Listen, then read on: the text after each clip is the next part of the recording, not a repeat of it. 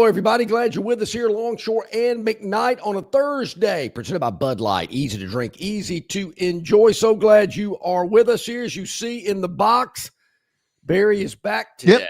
Yep. No Gurn Senior in the box today. Yep. I'm always grateful to be able to take a day. It was a family day. My granddaughter had her Christmas program in Trustville yesterday. And I'm always grateful after a day with Gurn Senior to be able to return and realize there's still a show left. He hasn't just absolutely just, blown the whole thing up. You know, Barry, we had a Vandy Love Fest yesterday with C.J. Duncan and Gurn Senior on the screen at the same time. My gosh. Yeah. I'm surprised C.J. just wasn't just awestruck, wasn't starstruck, That's the Gurn Senior that everybody in Nashville had been talking about for years. I thought he was just an urban legend. He really exists. Wow. Yeah, it was a good time to say the least, but certainly glad you're back. A lot to discuss and get to. A lot has happened. Boy, to say the least. Is Kalen DeBoer going to be the next head coach at Michigan? I'm a little confused here. I mean, I'm looking at message boards. I'm looking all around. I'm thinking, what's going on here? If anybody out there has been, I don't know, under a rock or anything in terms of athletics, and you're looking saying, what is John talking about? Is there an opening at Michigan? Yes, there is, as it turns out. Michigan's been the biggest soap opera Gee whiz, no kidding. Athletics over the last couple of years. Jim Harbaugh leaves and show cause. He didn't leave, voluntarily, I would say. He left before,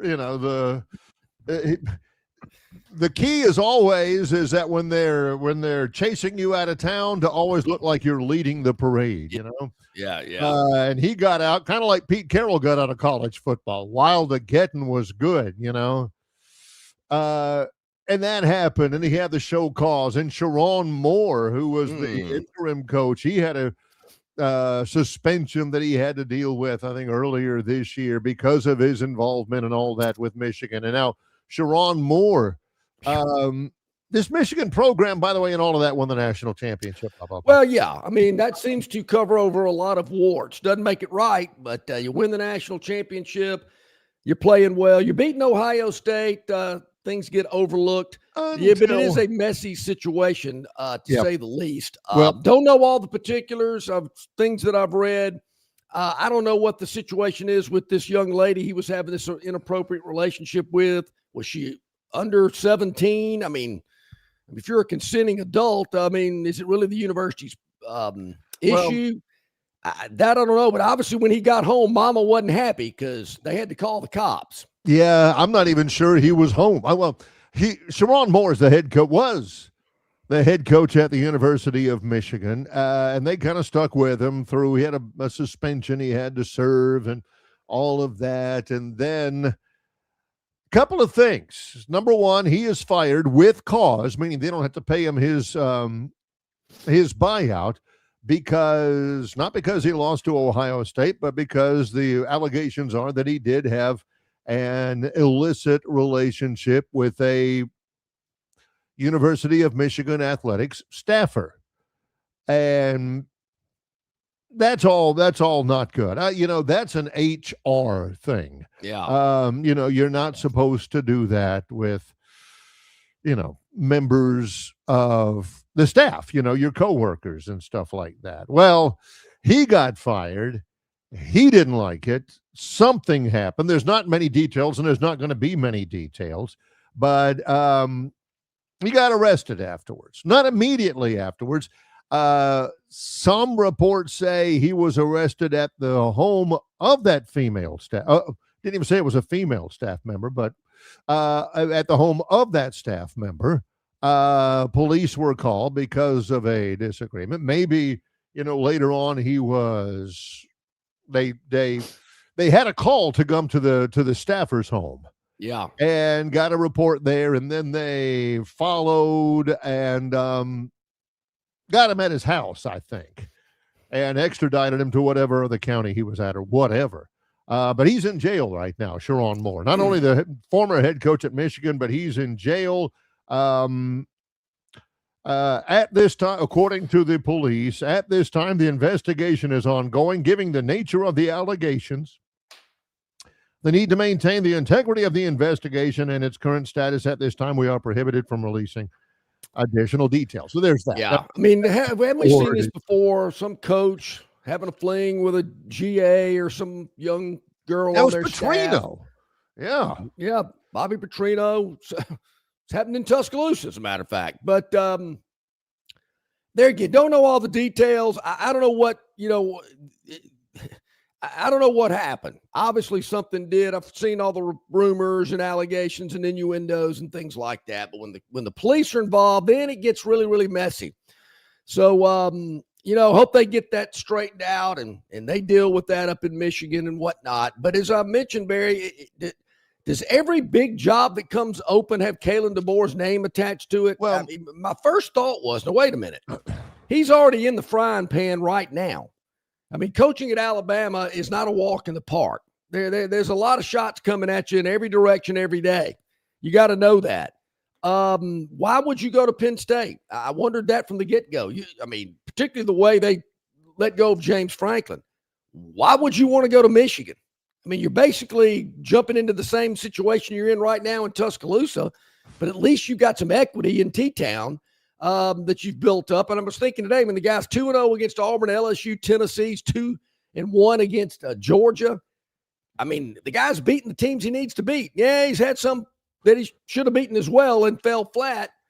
But I don't get this talk about DeBoer going to these other schools. Well, the only talk I'm hearing about it, I don't know if he's interested. Who knows? The talk that I hear from everybody around is that he is the guy that Michigan wants. He, according to all these lists, many of which are, not worth the space on the internet. According to the list, he's their number one candidate. Now, whether he goes or not, I don't know. But it looks like Michigan wants him. Yeah. And why not? That's like saying I'm the number one candidate to do sports talk radio in Macon, Georgia. I mean, I appreciate it. Thank you. I really appreciate the nice, kind gesture, but I ain't going to Macon, Georgia. John, if you got offered 7 figures to go do sports talk in Macon, Georgia, I suspect you'd think hard. I mean, you'd be standing in front of a mirror going, "Hey there, Maconites, welcome in." Hey there, Maconites. How should I? Macon's not a 7-figure market. I can't imagine that they. Well, Michigan is. Well, so is Tuscaloosa. Well, yeah. See, that's the thing. I don't know. I'm just, I don't know if he wants to go. He's got it pretty dadgum good at Alabama. Michigan has got tons of NIL and all of that kind of stuff. But it'll be interesting to track, and it'd be interesting to talk about it in terms of one thing. And it's something we've talked about before without even anything like this happening. Yeah. I don't want to dump on Macon. I've never been in my life. I know it's near Atlanta, but that's all I can tell you. It's not that close to Atlanta, but at least it's not Abbeville. John will dump on Abbeville. He'll dump on Abilene Christian. There's something about, the way that sounds or something again. Yeah. But it brings up to, I don't think that they do that. I don't think that he does that. I think that Michigan will have talked to him. Here's what I think is interesting. 2 things in a response to all of that. Mm-hmm. Number one, for us, obviously, does Kalen DeBoer get offered the Alabama job? And if he does he take it? I don't see it. But I guarantee you, they are interested. And number 2, who would Alabama hire if Kalen DeBoer left? People like talking about that type of thing, and we do too. So. Has Lane Kiffin signed his contract yet? Kiffin. How about this though? Number 3. Wasn't it two scenarios? Two scenarios. This would be number 3. This would be number 3. Would Bama fans be crying in their cereal bowl? Would they be going to Denny Chimes and protesting? Would there be a meltdown on Tighter Insider message board if DeBoer said, I think I'm going to go to Michigan? I just get the sense, and there again, he's beat the teams you got to beat to be the coach at Alabama. but you don't need to be losing to some of the teams he's lost to either. You got to throw that in as well. But I get the sense, Barry, that, hey, Kalen, it's been great. Thanks for having a cup of coffee here in Tuscaloosa. We wish you well in Ann Arbor. I just don't get the sense Bama fans will be going crazy if Kalen DeBoer left. I don't either. Say that about the guy. He's a nice guy, but he's a super nice guy. I just don't think they'd be, talking to themselves in a corner if he left. Here's the only way they would. And I agree with you. I'm not disagreeing with you. I absolutely agree with you. But here's the only thing the main emotion that Alabama fans would feel if that happens. Well, why would he go there? I mean, it makes it seem like Michigan's a better job, in the words of a great underrated 80s lyrics from the producers, what they got that I ain't got. Exactly. That would be it. It'd be like, Michigan's not a better program than we are. Have they won as many natties? If they didn't, that would be the only thing. It'd be like, Michigan. Well, people will start thinking Michigan's a better job than our job, and we don't want that. I don't understand that. I mean, I've been to the Michigan campus. I mean, okay. I have not. Oh, it's nice, but it's cold. You got professional football you're dealing with as well. Maybe that would be, hey, when he was in Washington, he's in the same city as the Seahawks. Maybe he could walk into the Tom Thumb or the Quickie Mart. Nobody would know who he was. But that ain't happening in Tuscaloosa. And obviously it's been a lifestyle change. But, I don't know. Look, I think it's a good reflection on your program when your coach is being courted allegedly by some of the bigger programs out there. I just, there again, I don't get it. I mean, he kind of said his say on the Penn State deal last week when he was asked about it and thanked the reporter who brought the question up because certainly he'd been hearing it as well. Right. I wonder if someone will, I don't know when Alabama's next media. I think they go back to practice tomorrow. They have not practiced Tuesday, Wednesday, or today due to exams. They don't. Tomorrow might be the next media. They don't actually play until a week from tomorrow. Yeah. So, there's a little time involved. But Bob from Pike Road, Crypto Capstone, says, DeBoer isn't going anywhere. Auburn fans want so bad for Bama to be sucked down into their 6 years of dysfunction. If DeBoer does leave, I like this. DeBoer ain't going anywhere. Yeah, but if he does, that's Kiffin, Philip S. Signetti, Key are the likely top three candidates. And I come in a spirit of friendship, but Bob, which fan base has been more critical of Kalen DeBoer? The Auburn fan base or the Alabama? Auburn fans want so bad for this to happen. Are they? Would they be overjoyed? Finally, they may get somebody that will beat or something like that. Bama fans have been much more critical of DeBoer than Auburn fans. You look back at the games against Oklahoma the last 2 years, Vanderbilt last year, the Michigan game and the bowl game. And that's probably a little unfair because I don't even think half the team was there for that game. But it's just the losses have been ugly. Last Saturday, that was pathetic.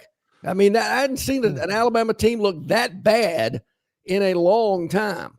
They got handled. DeBoer, there's some stat out. DeBoer's lost more double-digit games in 2 years than Saban did in 17 or something like that. So there is that little, if he leaves, I'm not crying. But, hey, I like you, Kalen. If you want to hang around, we're good. But if you leave, we'll help you pack.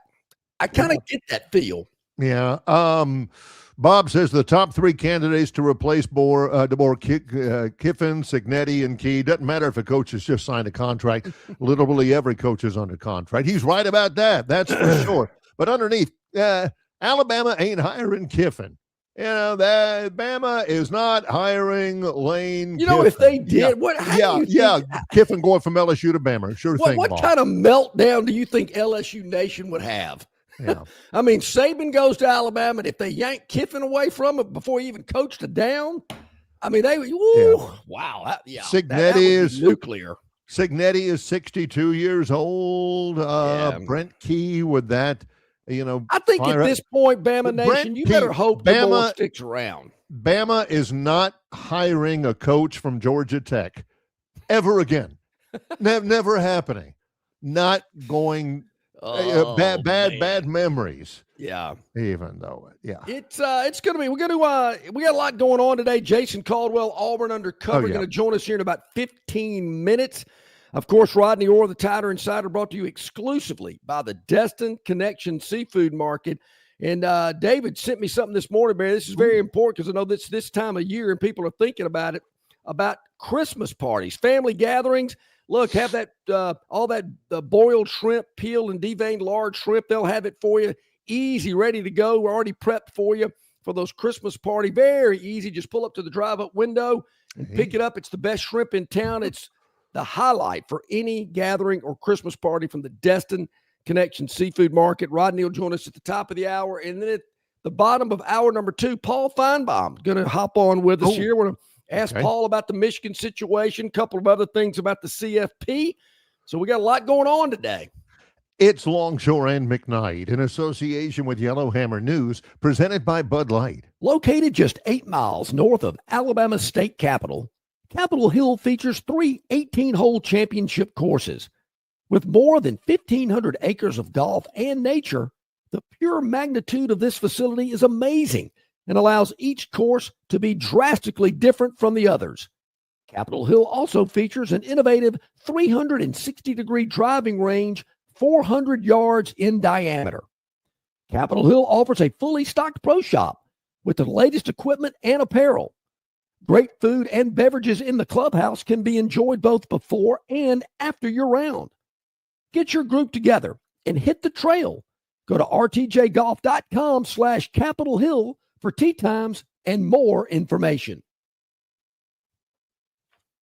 The dreams that matter most happen while we're awake, because they're the ones that remind us of the places we want to go, of the ideas we plan to pursue, of the legacies we hope to leave. We understand you have goals to meet, and we want to help you reach them, to fuel your vision and invest in whatever motivates you. So we want to know, what inspires you? Synovus Bank, member FDIC. Phoenix Physical Therapy is ready to help patients recover, recharge, and rise. They develop a customized therapy plan for each patient to get them back to enjoying their favorite activities. Their experienced team is committed to providing exceptional care in a professional environment. Whether you're looking to prevent or treat an injury, recover from a recent illness, or recuperate from surgery, schedule an appointment with our clinic and take advantage of our physical therapy, athletic training, workers' comp, and employer solutions service. Experience elevated physical therapy today. Call Phoenix Physical Therapy at 239-9316. That's 239-9316. Okay, welcome back in. About 18 minutes past the hour here on a Thursday. Make sure to hit that like button, hit that subscribe button. We really appreciate that. Helps with the algorithm, we're told. I'm not real sure what an algorithm is. Kind of sounds like a tendon or something you have in your leg. I don't know. Here's the thing. I don't know what the algorithm is. I know I've heard of it before. I don't know what application it has on the internet or anything like that. Mm-hmm. I just like seeing that people like us, Yeah, hey, true. Look at all those people that like us. We all it's a basic human need to be liked. It is. You're right. And we like to be liked. And I know there's some people out there that might not like me, but still hit the like button. Come on. That's right. I mean, that's the least you can do. Yeah. And of course, we're with Yellowhammer News. You can check us out at yellowhammernews.com. Video content, a write-up about the show every afternoon. And of course, on Facebook, YouTube, Instagram, X, Spotify, Apple Tunes. If I missed something, you probably find us there too. But we appreciate it. Yeah. Well, so Sharon Moore is no longer the head coach at Michigan. Yep. Michigan allegedly really wants Kalen DeBoer. He's a Midwestern guy, maybe a better culture fit. I don't know. I mean, heck, I could live anywhere. I love living where I'm loving. I could live anywhere I want to. I'm glad I live in the state of Alabama, and that's the truth. But culture fit, I don't know that, they don't speak a different language. No. They don't have different laws, or it's not like that. Barry, I And wonder though, how much money separates you from one place? Now, I can see Ole Miss to LSU. Okay, more money, more resources, fan base, the recruiting's off the chart. Ole Miss can maybe get there one day, but they've never really shown in the past that they want to. I mean, they had to have a guy like Kiffin come in and turn it into Kiffin ball instead of Ole Miss ball to be successful. So I get the LSU thing. I mean, it's a business decision. But what's better in Michigan? I mean, they're going to give him more money. I mean, DeBoer's last 2 recruiting classes have been pretty dadgum good. I'm thinking, why would you leave that? There are bad losses. You've mentioned that. Yeah. People don't tend to forgive that. What if, and the timing's not right for Michigan either. It's funny because at Michigan, do you think that this alleged illicit relationship with a University of Michigan athletic staffer happened over the weekend? No. Or last week or something? No. Because a couple of things. The reports is that, this had been, Michigan had reports of this, inklings of this, and I mean the Michigan people. I think the athletic director was aware of it. Was aware, yeah, that's what I should say. That they were aware of it for a good little while, and they were just waiting for, I don't know, another instance to occur or more investigation, because they have already, as of yesterday afternoon, contracted with a search firm to get things done. This, which is rare. I mean, if this is a total surprise, oh my gosh, I can't believe this happened to us. What are we going to do? Take a couple of days to look around, formulate a plan. Evidently, there was already a plan, a succession plan in place. Where the day that they fire him, they hire a search committee right then to they hire a search firm. Like they wanted to get rid of this guy. Probably, loses to Ohio State, so that was a nice one as well. But I think they wanted to get rid of this guy. I hate to say it, but if he was winning and he was killing it, nobody would have heard about this. They would have handled this internally, and it would have been under the radar. And there again, I've never been in this type of situation before. I got to think there's a lot of office romances going on in this country. I don't think it's illegal to do that. I mean, unless these folks got caught in the broom closet or wherever. I mean, I'm thinking, I don't get it. I mean, how can you fire a guy for his personal, life if he's not doing anything crazy? Unless she blew the whistle, she kind of doubled back on him. There again, I don't know all the situation here. To me, it didn't look like Michigan was real eager to try to make this guy stick around a little bit. No. Thrilled with his coaching. Yeah, I don't. And they'd had issues before. Again, with recruiting with him and his association with Harbaugh. So they need to get out of the Harbaugh thing. Don't get another assistant coach. Don't get somebody with Harbaugh ties or something. You got to get a clean start. Somebody with a reputation for fair play and for cleanliness. Somebody who doesn't cuss, except, for the last couple of months when he's doing it for motivational purposes in Tuscaloosa. Get somebody who's a straight arrow. So, I get it. Don't you Bama fans don't you understand? Sure you do. Why they would be interested in Kalen DeBoer. And what about this? This was my what if from a minute ago. What if they haul off and get hot and win the national championship in Tuscaloosa? Oh, now you're talking crazy. That's crazy talk. Now, what happens if, there have been some weird things happen at Alabama just in the last week. Oh, boy. Did you see yesterday? I wasn't able to comment. The SEC hands out their annual year-end awards. Player of the year is Diego Pavia from Vanderbilt. Coach of the year is Clark Lee from Vanderbilt. Wait a minute. What happened to the punter at Tennessee? Was he not in consideration for the male athlete of the year? No, that was a tennis player from. This is tennis football player. awards. Okay. What do they call it? The Jacobs Blocking Award for the top blocker in the SEC goes to Caden Proctor. Are they seeing the same game film I'm seeing? Does everybody look at Caden Proctor? Probably looks at that and goes, Ooh. Shouldn't that be named for Julio Jones, who was an outstanding downfield blocker? Yeah. So crazy things have happened before. Wouldn't be the craziest thing for Alabama to win a national championship? I mean, they're right in there fighting. Maybe Caden Proctor, armed with the confidence that comes from winning the SEC's blocking award, becomes a block of granite. Oh, well, you got to move a little better than a block of granite, and he doesn't. But maybe, the return of Jam Miller to full health, and he runs for 400 yards in the playoff, and Ty Simpson. But I'm just saying, what about this? Okay. What about Alabama winning a national championship, which goes through, whenever, the end of January, it feels like. Yeah.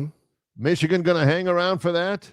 Alabama going to sweeten the pot for Kalen DeBoer? That can happen. If this came to fruition, you think Michigan would want him hanging around for a month? No. You think Alabama would want, as Ole Miss said, we don't want Lane Kiffin to be a billboard for LSU while he's got Ole Miss gear on. Yeah, that's exactly right. That is a thing for sure. But along those same lines, is Kalen DeBoer's legacy set? Michigan, like I said, that place has been a soap opera. Believe it or not, I would have to term the current temperature and circumstances at Alabama to be one of the most stable in the country. Hasn't always been the case. As of right now, their athletic director, kicking butt, taking names, basketball doing great, fan base buying tickets, NIL pretty good, circumstances. I don't know that during the summer when we go through Longshore's fabled, state of the SEC, that as much as he has in the past, he's going to find much to complain about Alabama. That's a good point. I can't say that about Michigan. That place has been a circus. My operatives in the field, Barry, have sent me the 50 most watched college football games in the regular season for 2025. Alabama had 10 of the 50 most watched games. They only played 12 regular season games against Eastern Illinois, and La Mo didn't make the cut. What's that tell you? Tells you they're fair weather fans that don't really love their program. No, it's people finally listening to me and boycotting those crappy games. Not like Hey, give yourselves a pat on the back out there. Good for y'all. 10 of the top 50 were Alabama. Georgia had 8 of the top 50. LSU, Oklahoma, 7. Ohio State, 6. Texas, 5. Ole Miss, Oregon, Texas A&M had 4. Auburn, Florida, Indiana, Miami, Missouri, Penn State, and Michigan only had 3 in the top 50. Why do you want to go to Michigan? And to further it down even more, Bama's top 10 were in the top 32 of the top 50. I saw this last week. Alabama was the most watched football program in the country all year in terms of average viewership and all of that. I know what you're going to say. Auburn had 3. Well, 2 of them were against Georgia and Alabama. Yeah. What was the other one? What was the other one? Yeah. Was it Texas A&M? Wasn't Baylor, I wouldn't imagine, beginning of the year. So, That is interesting now that I think about it. I didn't really think about that. Maybe it was Missouri because Missouri was in the 3rd slot as well. Yeah. Maybe it could have been them. Who knows? Yeah. Theotis, I don't know what it is, but John Dent, I must have accidentally, walked by him one day and didn't recognize him or something. What about Michigan? I'm okay with it because that's kind of his shtick, but yeah, he does get on me a good bit, and I have no idea why, but I'm ready to accept it. It's all in fun and games, So it is all fun and games. When we come back, yep. Is it fun in Auburn right now? Is it fun in games with Alex Golesh, who is not, the coach in waiting, although is he going to coach South Florida? I don't know. But we've got Jason Caldwell to kind of sift through it all from auburnundercover.com. He is next with Longshore McKnight in association with Yellowhammer News, presented by Bud Light. The Destin Connection Seafood Market at 3750 Norman Bridge Road in Montgomery has the freshest seafood direct from the Gulf of America. I'm talking red snapper and grouper, all sizes of Gulf shrimp, jumbo lump crab meat and crab claws, Louisiana Bay oysters, and New Bedford scallops.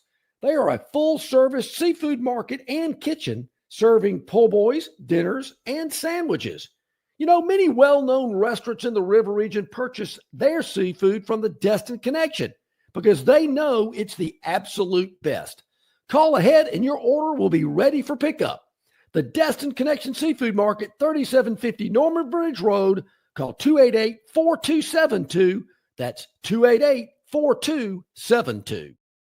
It doesn't matter if you're running drills at the park, playing pickup on a Saturday, or sinking the final putt. When you compete with your friends with Michelob Ultra on the line, competition isn't that friendly. The trash talk, next level, and the stakes, those are crystal clear. With only 95 calories and superior smooth taste, it's the ultimate trophy. Superior is worth playing for. Michelob Ultra, superior light beer. Enjoy responsibly. Copyright 2025, Anheuser-Busch Michelob Ultra Light Beer, St. Louis, Missouri.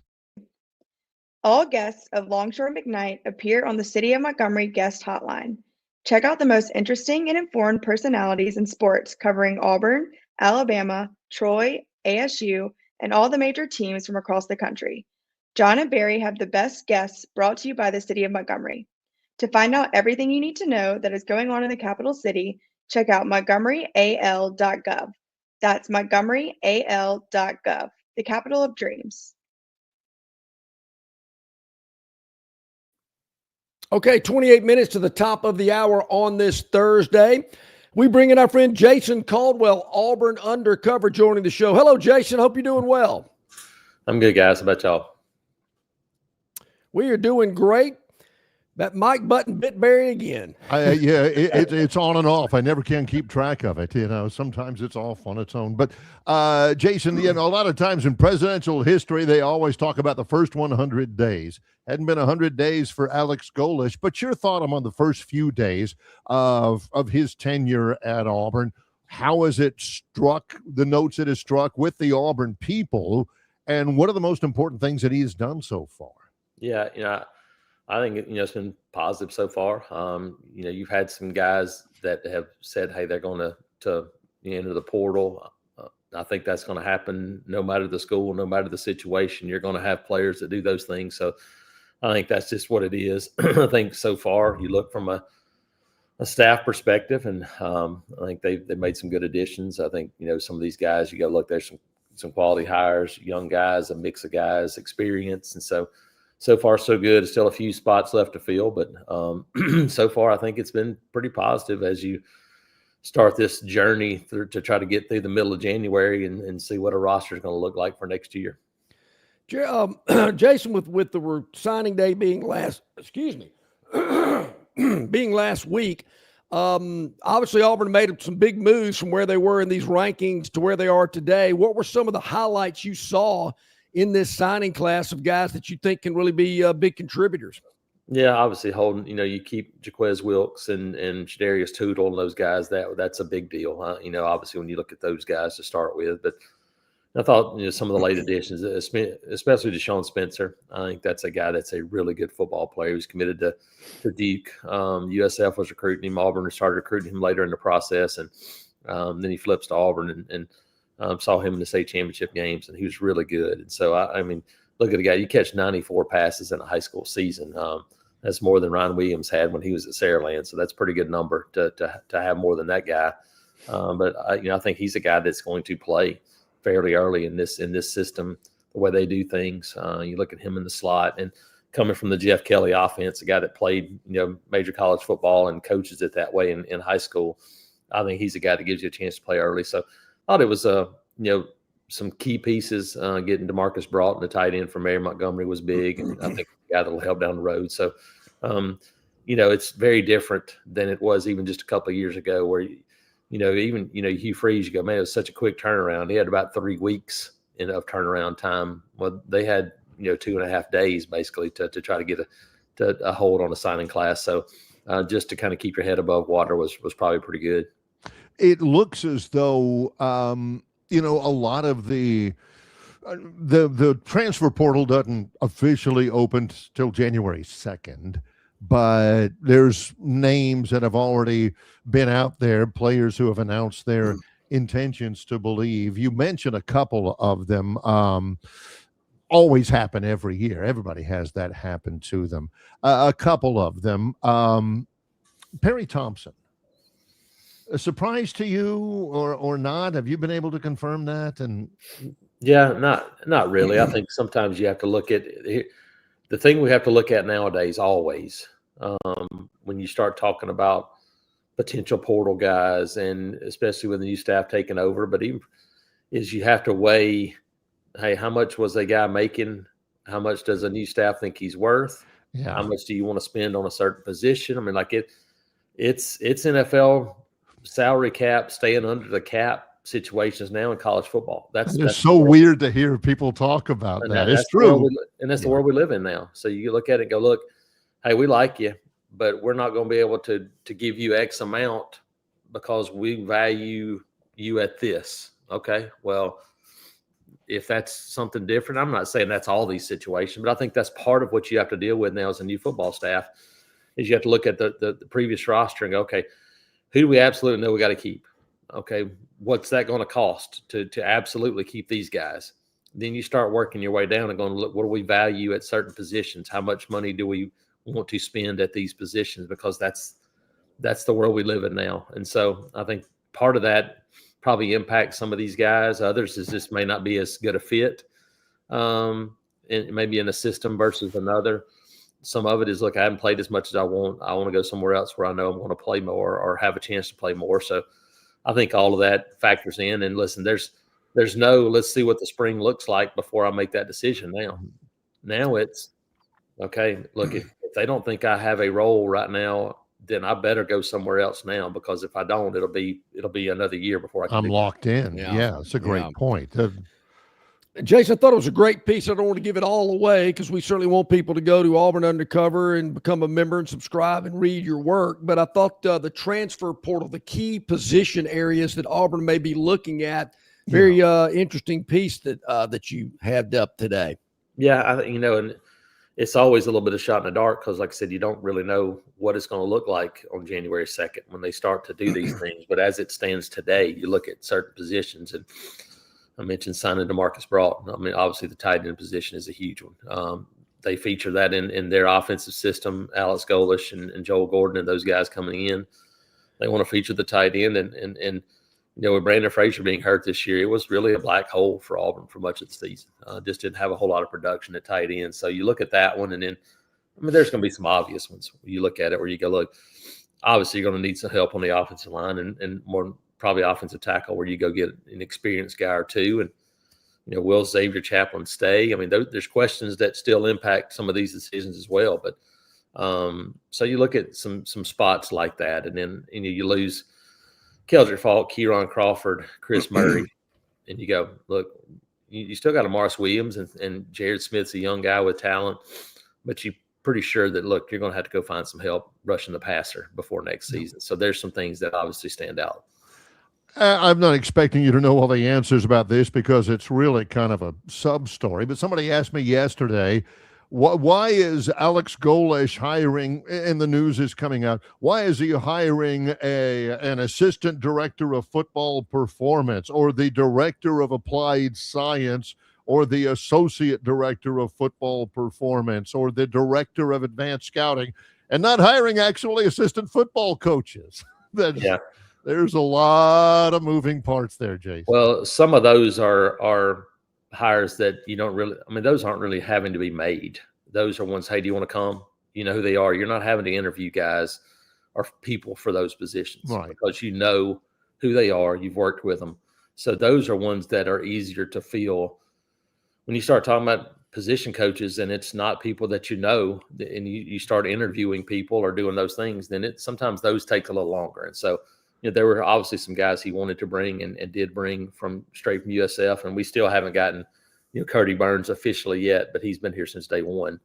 But you look and go, look, there's some that obviously you plug in, others where you had to start to go and interview some folks and do some things. And so that's why it takes a little bit longer to fill maybe a couple of these last few spots.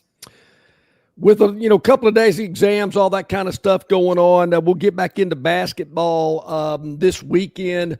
I believe Auburn's got UT Chattanooga. I mean, they deserve a break. I mean, gee whiz, some of these teams they've been playing so far this year, which I love. I'm glad college basketball's doing this kind of stuff, but whew, you got to have a breather every now and then.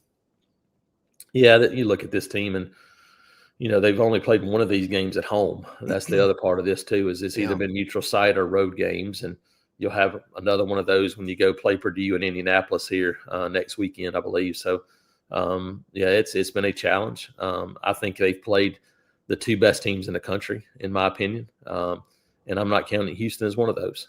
I think Michigan is the best team in the country. Right now, I don't think there's anybody even close to Michigan in my estimation. When you start watching them, it brings back, and I said this week, it brings back Larry Johnson, Stacey Augmon, UNLV vibes. You watch what they're doing right now. Anderson Hunt. Yep, all of those guys. He Greg killed Auburn one year at Beard Eves. Yes, and so, but them in Arizona, you've had to play, already.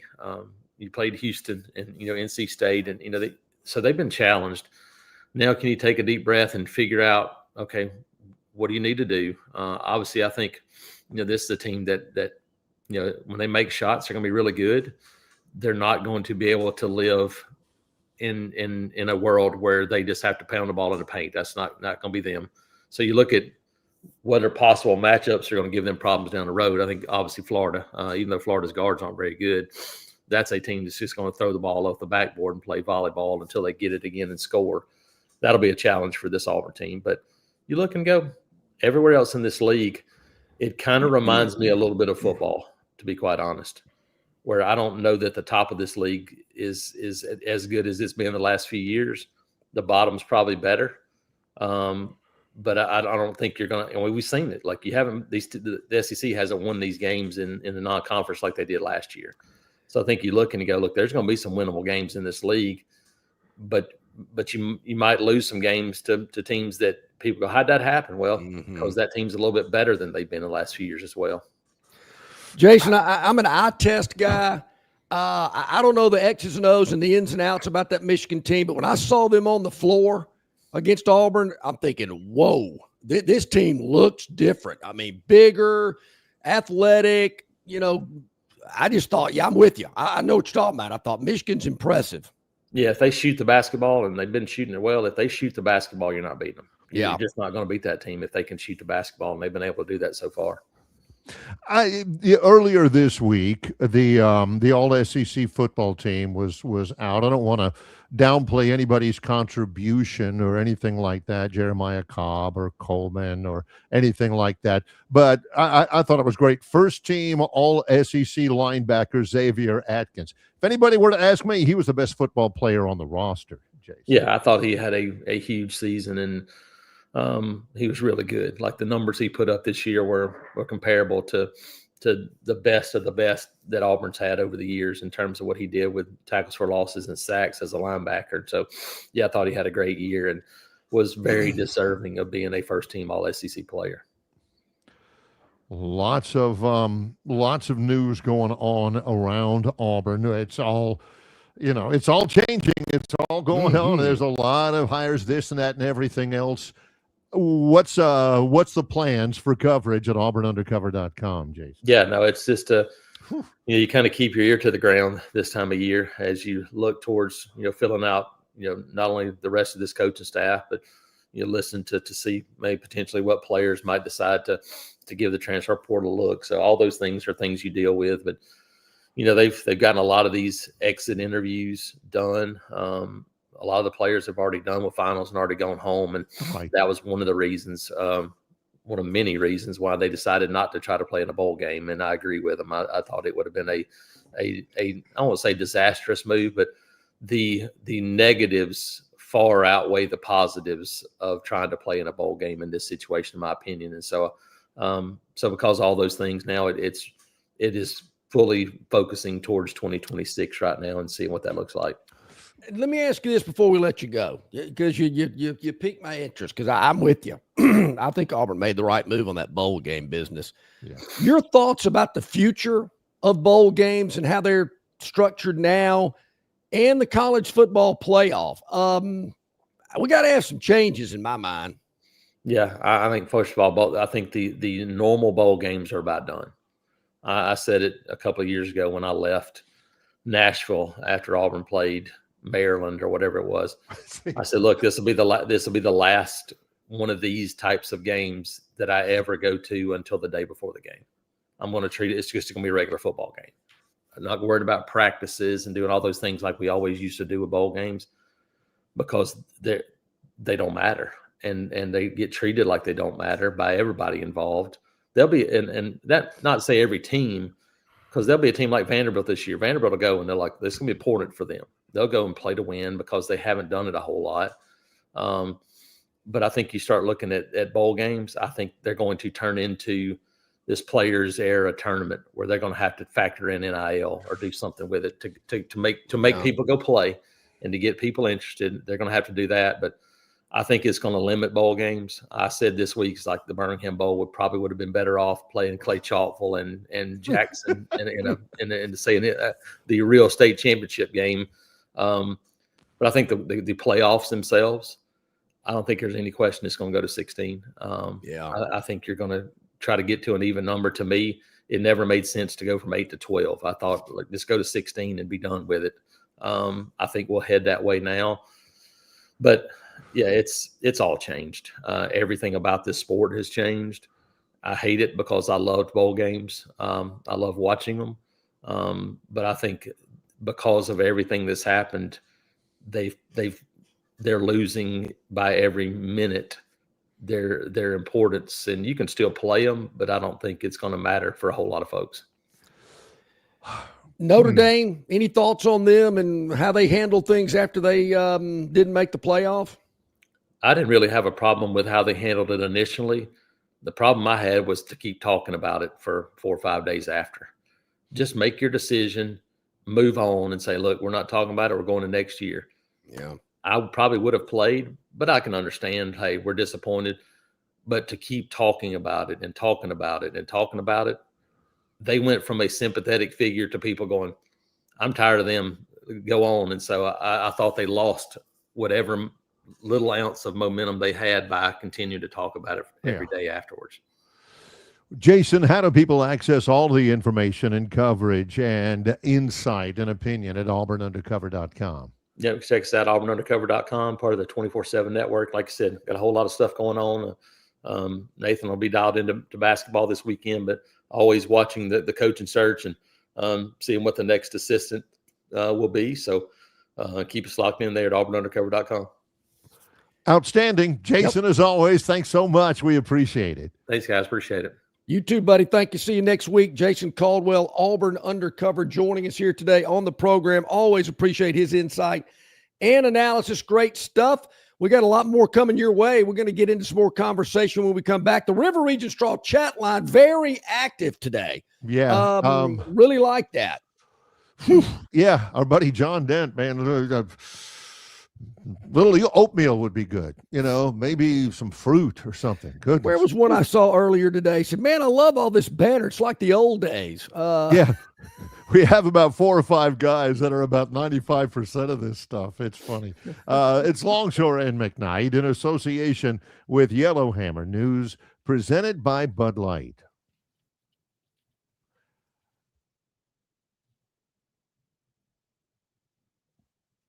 Why Hands? At Hands Heating and Air, you get this area's highest ranked service provider with 24-hour repair service, no overtime charges, and their same-day service guarantee. Plus, instead of other companies' 30-day repair warranty, Hands gives you a 3-year repair warranty. Hands Heating and Air is here for you 24/7, 365. And service is not just something they do, it's their way of operating, for you in mind. All of Hands employees are trained to adhere to this standard. They work hard to ensure that this standard is maintained, and they are constantly looking for new ways to better serve you. Call Hands Heating and Air today at 508-5382.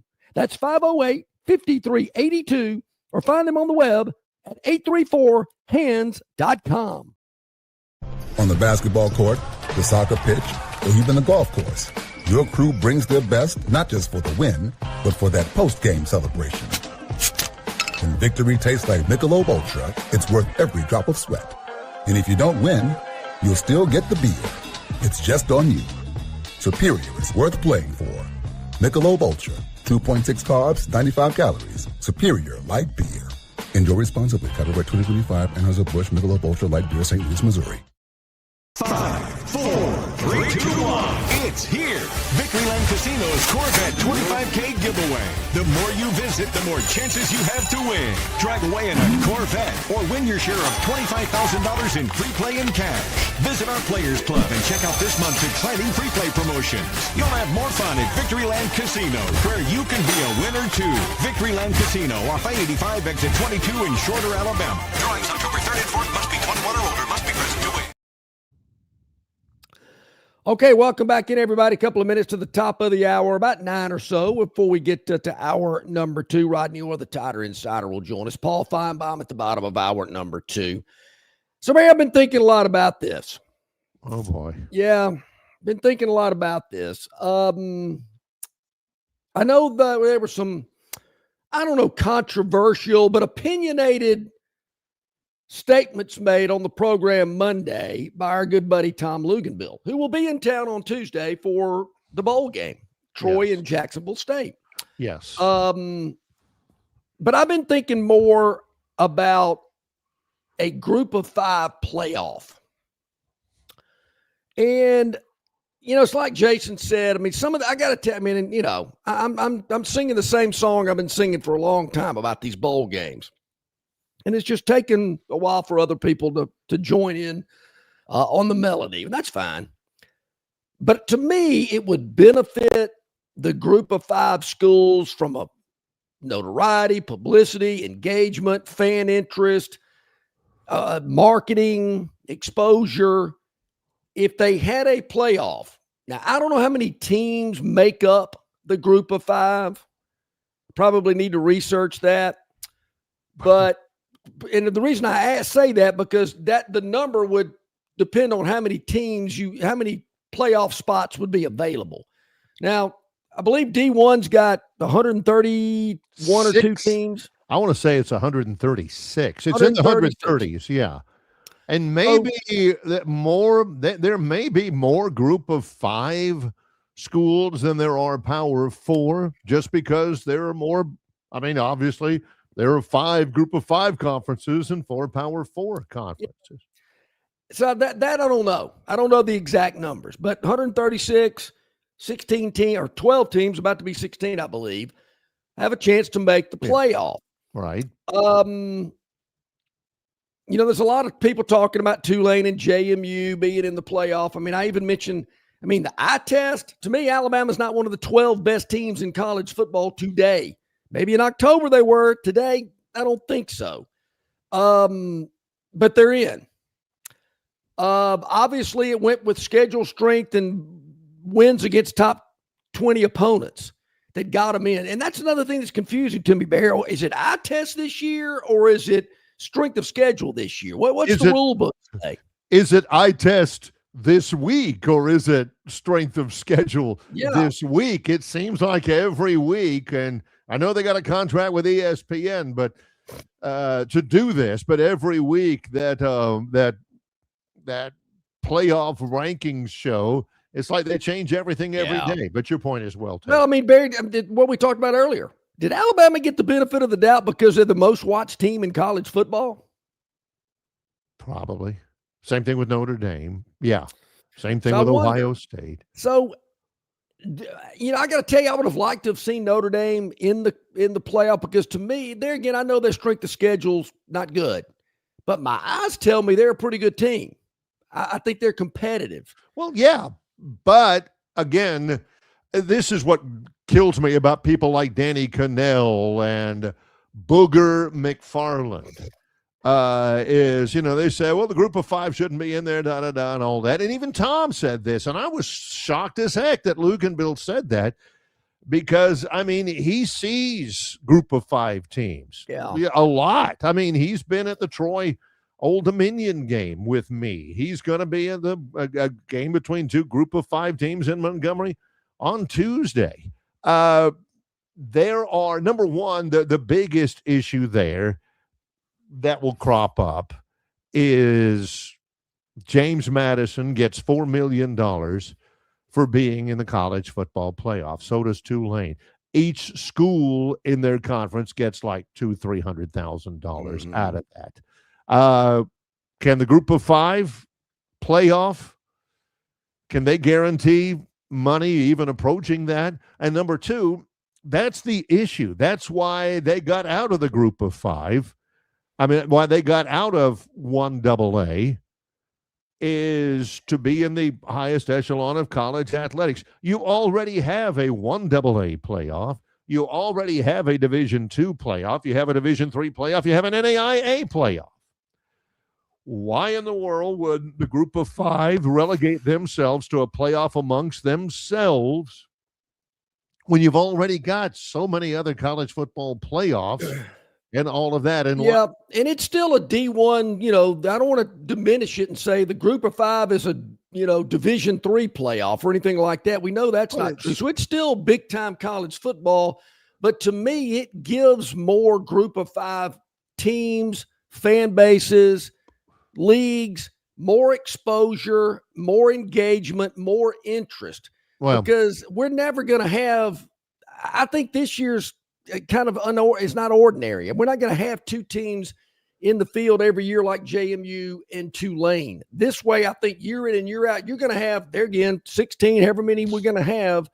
And to me, it is a lot more interesting and a lot better from a marketing and exposure standpoint for these leagues to have a playoff amongst themselves. Here's my biggest thing. The money, money's for somebody else. I don't pay much attention to the money or all that, but it's just the smugness of the people who say, obviously, they're a group of five team. They are, they're not nearly as good. Danny Cannell, Bomani Jones, Booger McFarland, and all those people out there. I'm a lover, not a fighter. I'm just looking for ways to benefit and to help. Well, yeah.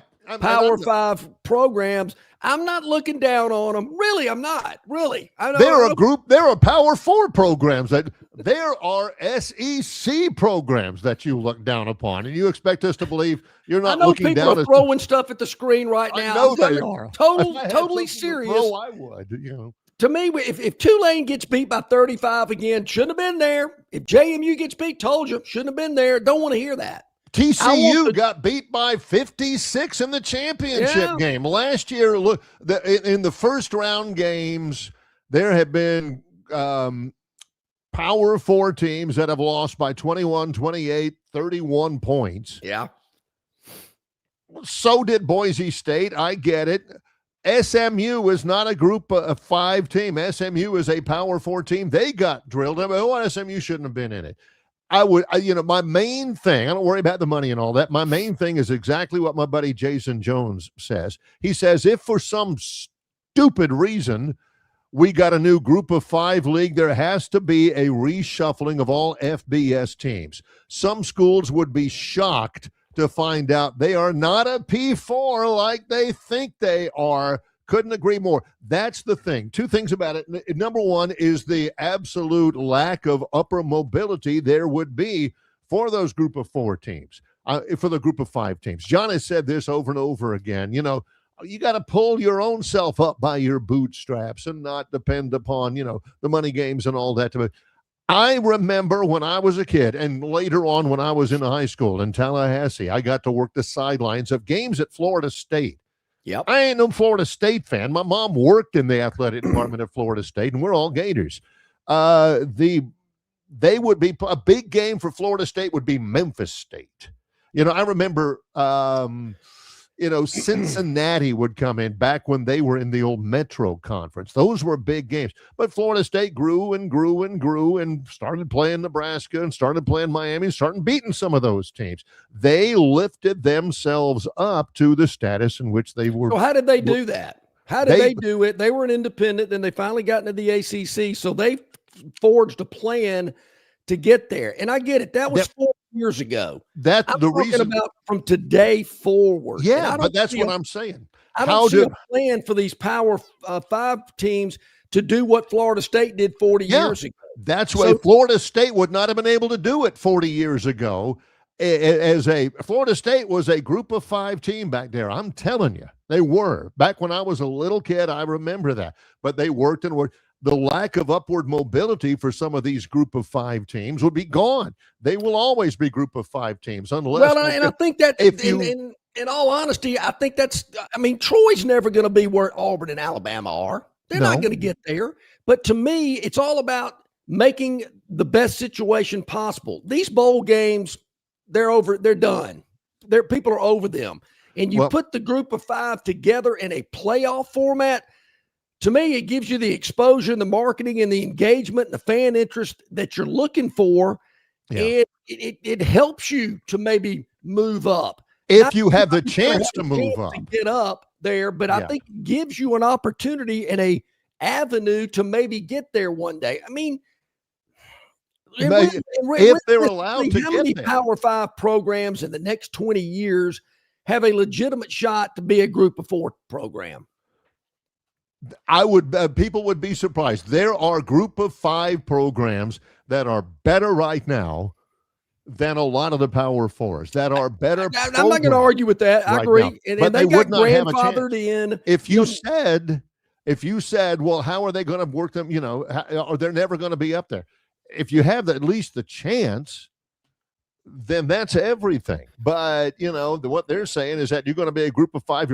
If you reshuffle, I guarantee you, James Madison has a program right now that's more well-funded than at least 6 Power 4 programs. If some of these Power 5 teams are waiting for a chance, they're going to be waiting a long time.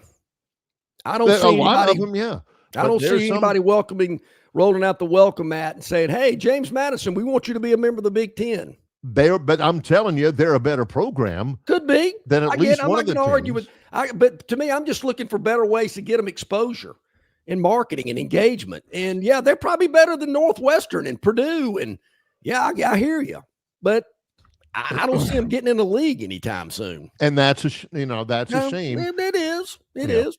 Hey, let's take a quick break. Rodney Orr, the Tighter Insider, in the green room, standing by. He will join us, sponsored by the Destin Connection Seafood Market. It's Longshore and McKnight in association with Yellowhammer News, presented by Bud Light. The Wrap Up the Year sales event is on at Stivers. Grand Cherokees and 3-row Grand Cherokee L's under 30 grand. Wranglers 16 grand off. And Gladiators 14 grand off. Stivers, Chrysler Dodge Jeep Ram, where Price sells new cars and trucks in Prattville. The Wrap Up the Year sales event is on at Stivers with great deals on new Rams like 0% for 6 years. Laramie's up to 18 grand off. Bighorns up to 17 grand off. And Heavy Duties 12 grand off. Stivers, Chrysler Dodge Jeep Ram, where Price sells new cars and trucks in Prattville. Get your coolers ready, because we have big news. Superior is now alcohol-free. Michelob Ultra Zero. Zero alcohol, ultra smooth taste, just 29 calories. Hear that? That's the sound of a game changer. Stay in the game with Michelob Ultra Zero. Enjoy responsibly. Copyright 2025. Anheuser-Busch Michelob Ultra Zero. Alcohol-free malt beverage, St. Louis, Missouri. 29 calories, 6.5 grams carbohydrates. Less than 1 gram protein and 0 grams fat per 12 fluid ounces.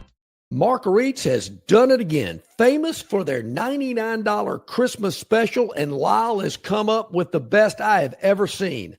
Half-carat stud diamonds, $99. That's right.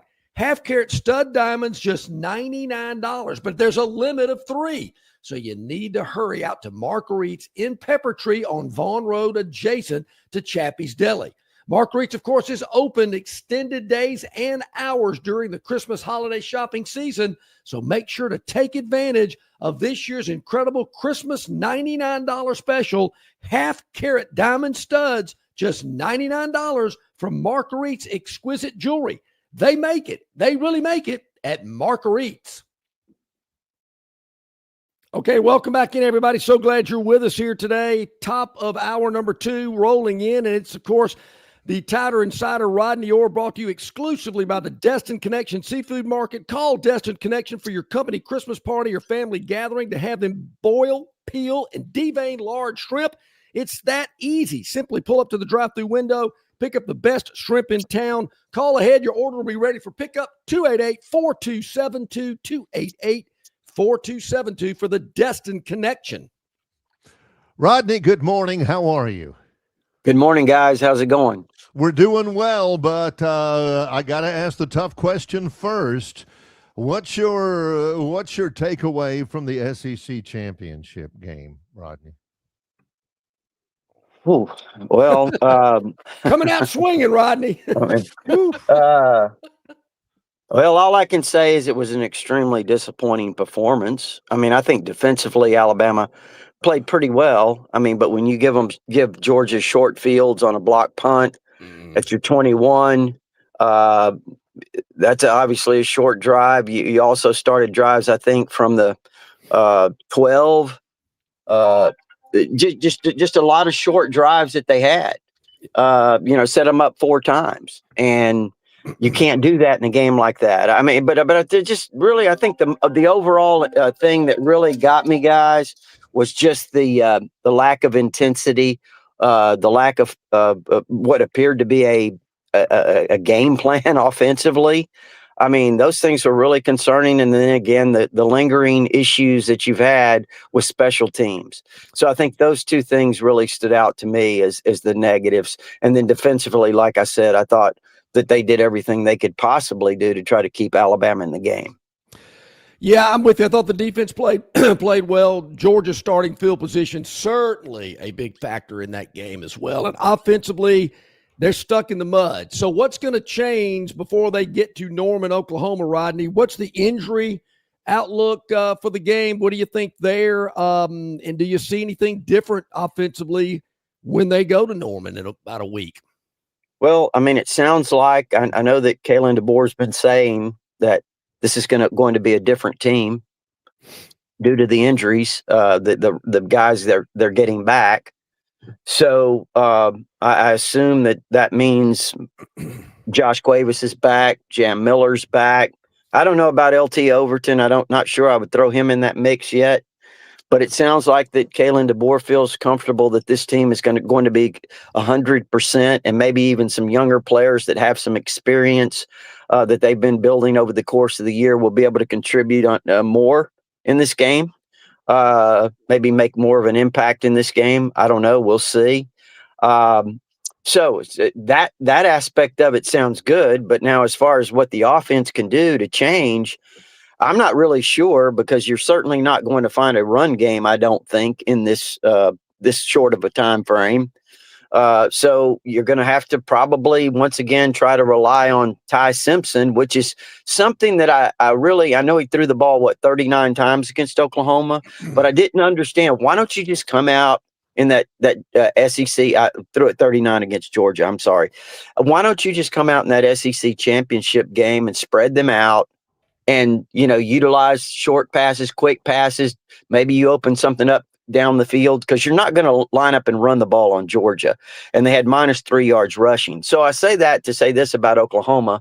You might as well just go out there with the game plan of the best opportunity you have to win offensively is probably throwing the football a little bit. And, utilizing quick passes and doing different things, because you did have some success in that first game. But the real key is just going to be protecting the football, not making special team mistakes again. What would you say to some of those people who were surprised nationwide that Alabama was able to get in the playoff? Well, I mean, I understand the different arguments. I really do. And now, The reason I do is if you watch Alabama in the SEC championship game, they didn't look like a playoff team. They looked like anything but a playoff team, frankly. So I understand that argument, but at the same time, Alabama had going into that game, Alabama had won 10 of their last 11. They'd been on a very impressive run, and they had to play an extra game against a team they had already beaten, Georgia, on the road in Athens. So that argument to me is really strong as well. While Notre Dame's sitting at home, or whoever else they think should be in, was sitting at home. Mm-hmm. I think the real issue here that I haven't heard a lot of people talk about, and this is just me, everybody's entitled to their own opinion, is why do you have James Madison and Tulane in the playoffs when you've got teams that are Vanderbilt with Diego Pavia? You've got Texas, which is a high quality team. I understand they lost 3 games, but I just think that there's a lot of good teams that are sitting home while we're having teams like James Madison to Tulane included in this. Now, if you want to add those teams into the mix and give them an opportunity, I think you've got to have a bigger field, larger field. That's just me, my opinion. Yeah. Well, yeah, and it would have been, Virginia losing to Duke, the ACC ended up being a lower rated conference, believe it or not. Yeah, I think in January when they meet again, Rodney, those topics are going to be discussed along with Notre Dame. I'm sure they're going to be a hot topic as well. Several people are thinking a lot alike because I've gotten this question from numerous viewers and listeners today, whether it's on our River Region Straw text line or it's on my VIP text phone. They want to know about Ty Simpson and the possibility that Austin Mack or Keelan Russell play in Norman if things aren't going well offensively. I really don't know. And the reason is because Kalen DeBoer's a big psyche guy. And I think last year he realized that if he pulled Jalen Milroe out of that game at Oklahoma, he probably had lost him for the year. And at that time, they still thought in that game, and even afterwards, that they had a chance for the playoffs. And he didn't want to lose him for the playoffs. And at the same time, I don't think he felt like Ty Simpson was ready to go in and play. And if he did, unprepared and not ready, and it could blow his psyche. So I think, Ty is kind of very similar to Jalen Milroe. From the standpoint of just kind of their emotional and mental makeup and how they respond to things like that. And I think he probably was a little concerned that, hey, we're going into the playoffs. Ty's my guy. If I pull him out here, he might struggle mentally. He might be looking over his shoulder every time he makes a mistake moving forward. So perhaps that has something to do with it. And perhaps he has a question of whether or not one of those young guys is ready. And again, I'm just kind of trying to present some thoughts here. I don't really know, but I would think that, the plan is to stick with Ty and see what happens. But, me, if I got into those games, I would just say, hey, let's sit him down for a series or 2 and see what happens. There are a lot of media members, and what do they know, nationally that are pointing towards Kalen DeBoer as the candidate that Michigan has identified as their front runner to take over at Michigan. What do you say to that, Rodney? I would probably be surprised if he did that, to be honest with you. First of all, it's a real mess up there right now. I don't know if anybody wants to jump into that, and he's only been here 2 years. And so I would probably be a little surprised. I'm not surprised that his name came up because if you remember, before he came to Alabama, before Saban stepped down, there was a lot of speculation that Jim Harbaugh was going to step down at Michigan and DeBoer was going to be their leading candidate. So I always kind of thought that Alabama kind of beat Michigan to the punch that first time. So I understand why the connection is there, actually, but I would be a little surprised. Quickly back to Ty Simpson. Do you expect him back next year? Do you expect all 3 of the quarterbacks to be back next year? Well, I would say I don't expect all three back. I don't think, the other two are going to continue to sit around if Ty's the guy. I mean, that's just me. That's just my thought. Do I expect Ty back? I would probably say if he's a first-round pick, like a lot of people are projecting right now, which is, to me, is a little surprising. But because of the way he's played the last 6 or 7 weeks or however long it's been. If he's a first-round pick, I think he's got to go. I just don't think you can pass up being a first-round pick right now. So, and John, that's NFL a tough question. 6 months ago, these NFL guys, the Todd McShays of the world, are thinking, "Oh, this guy's a number 1 overall draft pick." Yeah. So I don't know. I mean, I don't see that, certainly not that. But I'm not even really sure that this is he's a first-round pick right now. I think he probably could use another year. Will it be at Alabama? I mean, I think that if you're Kalen DeBoer, let's just kind of be honest. If you go into the spring, let's say you lose this Oklahoma game. Yeah. You go into the spring, you've got to be honest, and you've got to say, guys, this is an open competition. And so how would Ty respond to that? Would he say, you know what? Look, I've done this, this, and this. I'm just going to find me another place. Because I do think if DeBoer says it's an open competition, he is sending a message, Ty, you're not the guy. Or not right now, unless you prove it or these other guys don't step up in the spring. So I think that's entirely possible that Kalen DeBoer would say this is an open competition. Yeah. In terms specifically of Oklahoma, and that game is a week from tomorrow in Norman. Gosh, I don't want to mention all the names. Jam Miller, LT Overton, Josh Cuevas, Parker Brailsford, Vandermark, those guys. Do you have any strong sense about which one or two of those guys would be most likely to be available to play in that game? I think Cuevas will be ready. That's huge. I think sounds like Jam will be ready probably.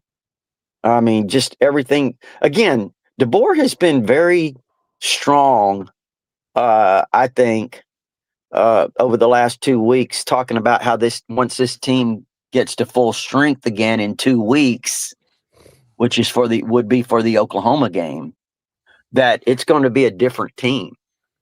So if that's the case, it implies to me that they expect all of those guys, basically, with maybe the possible exception of LT Overton, to be back. I just don't know what Overton's status is. So there's been nothing obviously said about that that would indicate he is or isn't going to play against Oklahoma. So, Barry, it sounds like to me that Kalen DeBoer is expecting this team to be close to 100%. Yeah. Great write-up, as always, on T.I. about the recruiting class that was signed last week. Can you give us some don't want to give it all away because we want you to go to T.I. to read it, but some high points, some highlights of this class that Kalen DeBoer reeled in? Yeah, I mean, obviously they signed several 5-stars, 4 or 5 5-stars, I guess, depending on which network you pay attention to, but some really outstanding players. I mean, when you talk about E.J. Crowell, the running back, which is a big need. Can they get him in uniform for next week? I mean, they could use him now. He ran for 300 last time out in the championship game. Yeah, and Sedarian Morgan, obviously, great receiver from Benjamin Russell. Alabama did extremely well in the state of Alabama, so that was big, I thought. But I think when you look at the quarterbacks that they signed, I like both of them. Jet Tamala out of Nebraska, out of Omaha, and then Tayden Kawa out of Utah.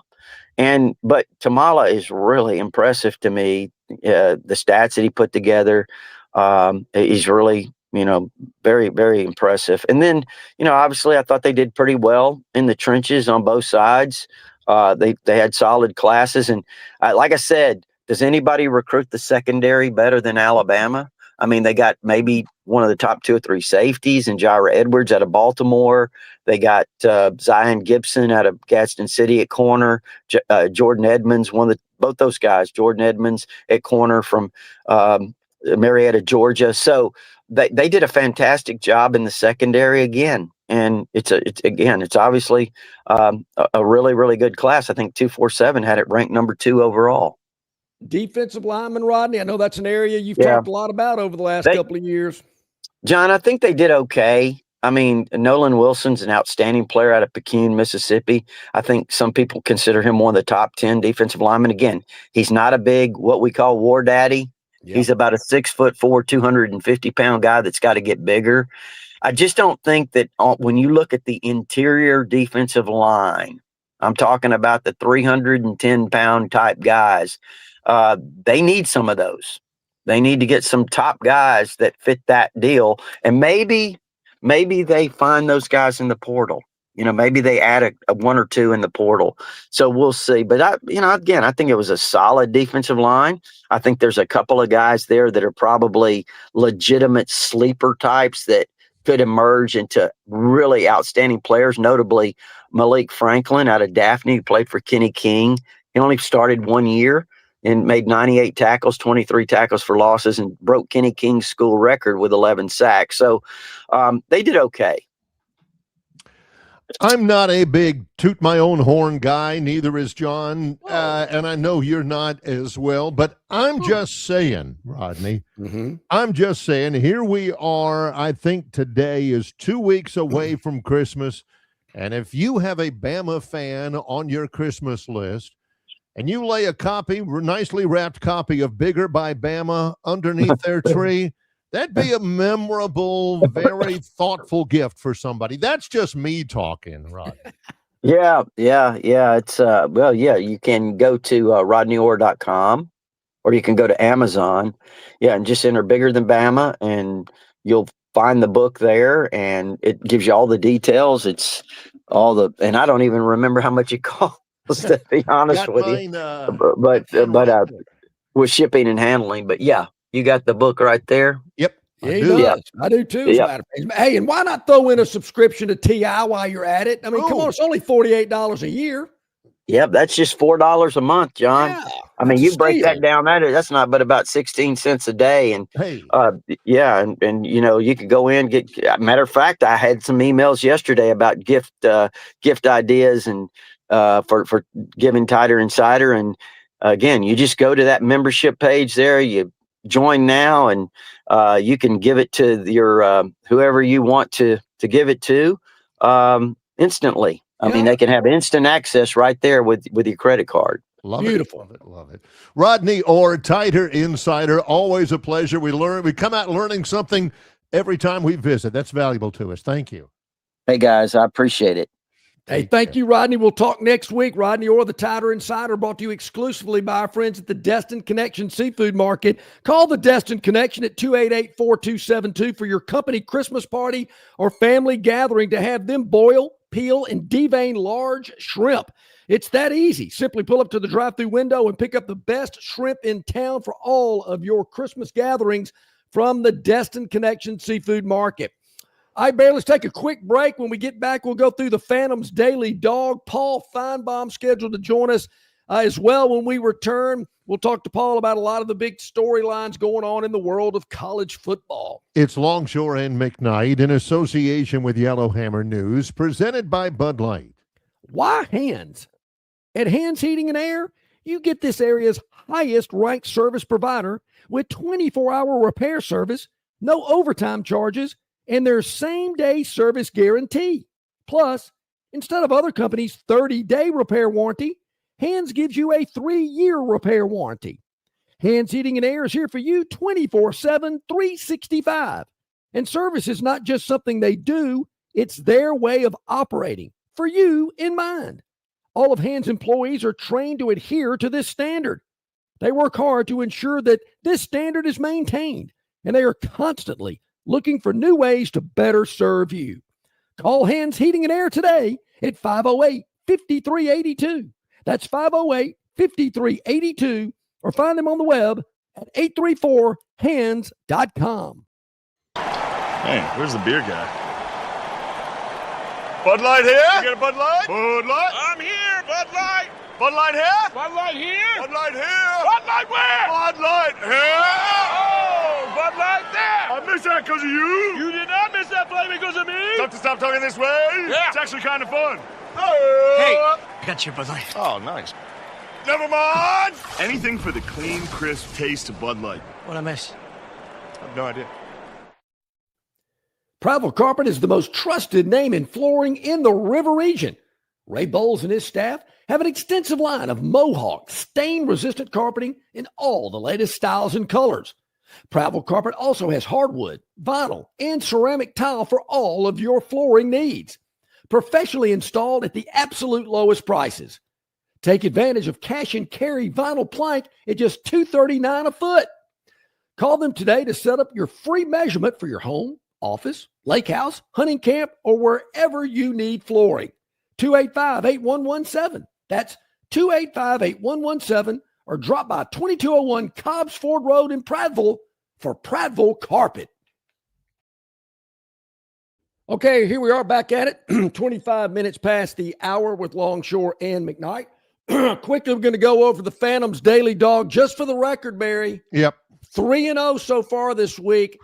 We've hit 7 in a row with the Daily Dog. That never happens. 7 in a row.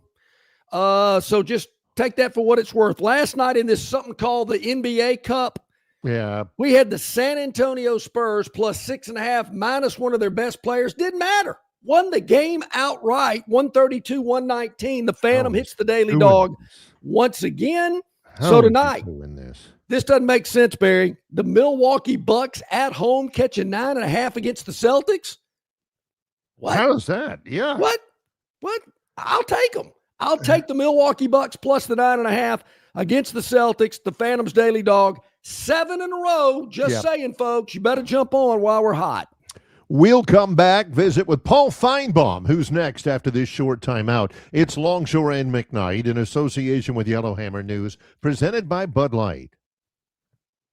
Known by avid golfers as one of the most beautiful and challenging stops on the Robert Trent Jones Golf Trail, Cambrian Ridge in Greenville lies just 40 miles from Montgomery. It is well worth the ride for any golfer looking for 27 holes of jaw-dropping golf. The greens have been redesigned to accommodate the higher green speeds associated with their installation of the latest generation of ultra-dwarf Bermuda grass. Cambrian Ridge offers a fully stocked pro shop with all the latest equipment and apparel. Great food and beverages in the clubhouse can be enjoyed both before and after your round. Get your group together and hit the trail. Go to rtjgolf.com/Cambrian Ridge for tee times and more information. Local banking expertise, the newest innovations and technology, personal attention, genuine hospitality. It's all just part of the Riverbank and Trust difference. They invite you to experience it for yourself. Welcome to banking above and beyond at Riverbank and Trust. Locations throughout the River region, locations throughout the state of Alabama. River Bank and Trust. Okay, back at it here, close to the bottom of the hour on this Thursday, and we bring in our friend Paul Feinbaum, ESPN SEC Network. I always enjoy sharing a couple of minutes with Paul. Hey, how you doing today, Paul? Man, John, the season just refuses to end. Barry, how are you? I'm doing well. I'm not eating breakfast. I'm not eating oatmeal and toast on a tin plate this morning, so I'm doing better than Sharon Moore, I can tell you that. Yeah, I mean, it's bad enough to get fired and then end up in jail. I mean, that's what else can he do? Who's going to get the Michigan job? Because as you well know, one of your guests yesterday on your program, Paul, said Michigan's going after Kalen DeBoer. Well, I don't have any doubt that they will. The question is, will he take it? And I don't know. I don't know Kalen DeBoer that well, but I think I might wait a week from tomorrow night, see how that game goes in Norman. And I think I say that halfway jokingly, but if Alabama loses that game, wouldn't be a bad move because the winter is going to be cold, and at least everyone in Michigan would likely want him. I couldn't be able to say that about Alabama fans. I agree. I mean, I don't think Alabama fans are going to be, protesting in front of Denny Chimes and crying in their milk if that happened. But if it did, what position? I mean, that puts Alabama in a real tough position. And, of course, people have asked us on our chat line, has Lane Kiffin signed his contract yet? Knowing Lane, probably not. I mean, wouldn't that be the greatest deal in the world that Kiffin had three SEC jobs in a matter of 3 or 4 weeks? I mean, I would like to tell you that I know that he has, but I guarantee you he would be when he heard the news yesterday about Sharon Moore and Kalen DeBoer, he's calling Jimmy Sexton going, "Are we definitely here? Is there any wiggle room?" Are you any level at all surprised at Alabama with the way they played against Georgia, included in the college football playoff? What's your take on that and really the whole field? Yeah, I mean, I was not surprised they got in. I think that was already baked into the cake. But what's interesting to me, and I realize I haven't lived in Alabama in 12 years, 13 years. I forgot the enthusiasm level of fans, but it's like that game didn't happen, Barry. And I'm hearing from Alabama fans, yeah, I think we're going to win this game. We could beat Indiana. I said, thank you. Okay, great. But that's Alabama. John, I can't remember how many times we've been, whether it was the DeBose era or the Shula era, as bad as things got, Alabama fans never give up. And I don't know how you can look at that game objectively and feel good about anything. But ultimately, Alabama, when it's good, is definitely good enough to beat Oklahoma. I thought they got an incredibly good draw. I would not have liked to see them go to College Station. Oklahoma is very vulnerable. The defense would scare me to death, but their offense wouldn't scare anyone. By the way, it looks like Hugh Freeze is coaching the Oklahoma offense. Let me write that down. That's a good one. I like that. Paul, Notre Dame. We all know the history, the tradition, all that business. But why does Notre Dame get preferential treatment? When is somebody going to step up and say, whoa, tap the brakes here? You guys either need to join a conference or shut up. What's the deal with the Irish? I don't understand it. And just as we're screaming about them not getting in, we find out that next year they will get in the same circumstance, because some of it goes back a number of years ago that Jack Swarbrick, the AD there, was part of this original group that put the CFP together. So I think they grandfather them in. Instead of saying you're not in a conference and you don't get any favors, we've always said, even in the BCS era, because you're not in a conference, we'll make sure you're protected. I think some of it is just the people, the institutionalists in our business, which are most of the people, just still have this fantasy about Notre Dame being relevant. And I said it a few times this week, but they're just not. How many times, John and Barry, have you gotten up on a Saturday morning and go, man, I got to watch that Notre Dame Wake Forest game, or Notre Dame Stanford, or Notre Dame Boston? You don't even remember. I mean, I'm trying to remember this year. I saw maybe some of their Pittsburgh game because it was on ABC, but when was the last time you found NBC on your dial to go over to watch a Notre Dame game? I can't recall. Yeah, for sure. Speaking of traditionalists or institutionalists in college football, where do you stand on the issue of the inclusion? Well, James Madison was the champion of a higher rated league than the ACC. Tulane likewise. On the appearance of G5 schools in the college football playoff, how does that strike you, Paul? Yeah, I don't want to sound like the Scrooge who stole Christmas, but they do not belong. That's not a political answer, but I'm not running for office. So the point is, I don't really care. We don't have to have them in there to feel good. College basketball is different. I mean, you've got hundreds of schools involved. You've got leagues. There's drama to it. But every time I criticize the G5, somebody mentions, okay, Tulane beat Southern Cal. I mean, there's 4 or 5 examples. And Memphis has a good program, and so does Tulane, and so does James Madison. But having a good program doesn't mean you should qualify to play in the most exclusive college football tournament of the year. They do not belong in there. You're taking a spot from a Vanderbilt, a Texas, someone like that who does belong, or even Notre Dame for that matter. And for what? And only because the ACC is so convoluted, were we able to have such a ridiculous championship game over there that allowed JMU to get in there in the first place. One of my ideas, Paul, and I'm with you there. And there again, I don't know if this committee, one year it's eye test, the next year it's strength of schedule and top 20 wins. So you got to have a rule book every year to figure out what the committee's thinking.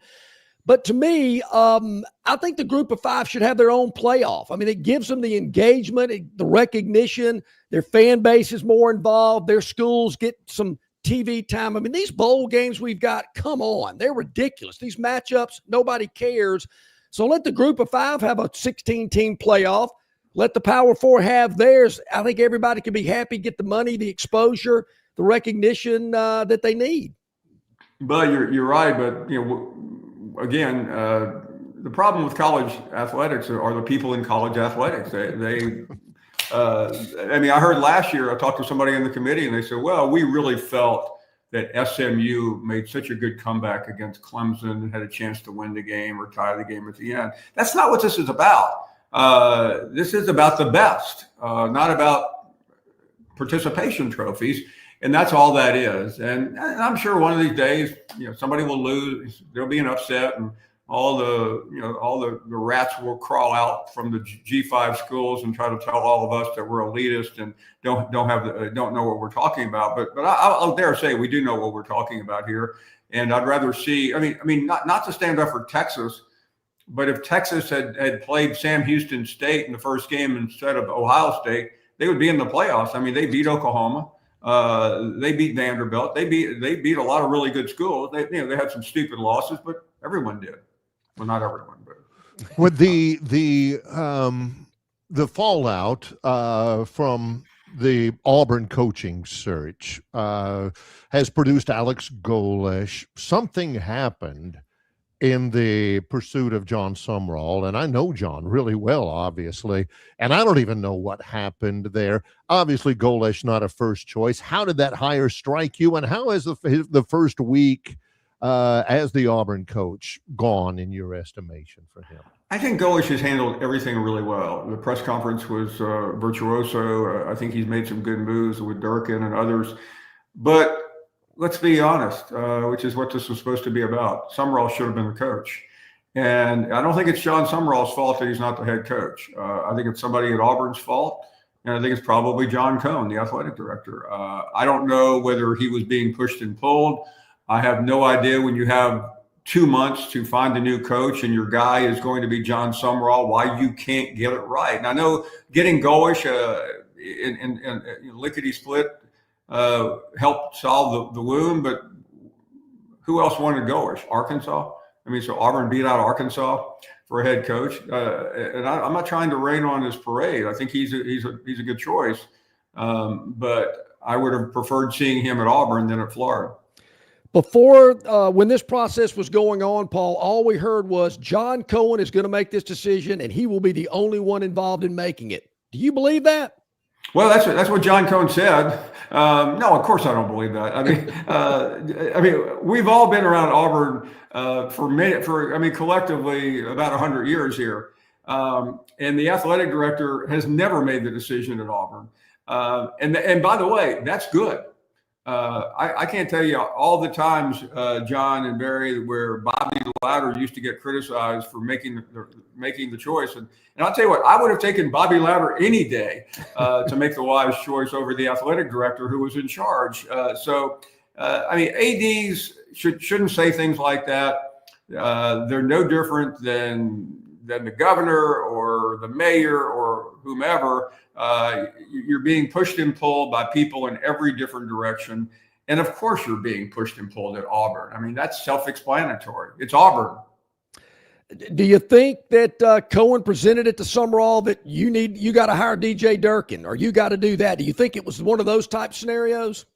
I think so. I think he also realized, listen, you were at Troy, you're at Tulane, and we don't have to pay you Lane Kiffin type of money. So let's save a couple of bucks here, move it there. And I mean, you guys know Sumrall better than I do, but that's just the story that seems to be out there. And that's too bad because it all happened so quickly. I don't think we really had a chance, but I would like to know, and I'd like some answers. I know I'm not going to get them, but maybe you guys can. Mendoza or Pavia or Love or Sayin, who should win the Heisman Trophy? I mean, there's no doubt in my mind Diego Pavia was the most impactful player in the country. Mendoza did a great job of improving his team, and they're good. But without Pavia, Vanderbilt is Vanderbilt. I mean, he's one of the most amazing players I've ever seen. He will not win, though. Mendoza will. I don't think it really matters a whole lot because, I mean, of the 950 Heisman voters, I dare say 700 probably never seen Diego Pavia play a game. They're just going to vote for whoever ESPN says is leading the race. Paul, in January, the big wigs of college football are going to meet again. Looking into your crystal ball, what are they going to discuss and what will come of it?